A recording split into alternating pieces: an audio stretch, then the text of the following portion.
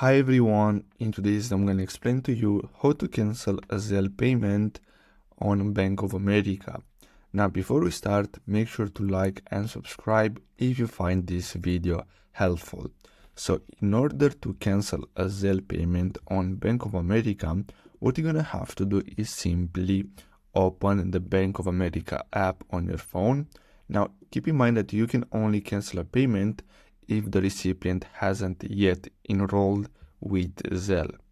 Now you can go to your activity page within the Zelle experience, either within your mobile banking app, in this case Bank of America, or you can simply open the Zelle app on your phone, and then simply what you're gonna have to do is simply choose the payment that you want to cancel and then select cancel this payment.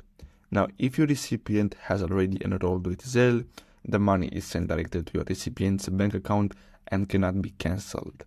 So basically that's all you have to do in order to cancel a Zelle payment on Bank of America. I really hope you found this video helpful. Don't forget to like and subscribe. Thanks for watching.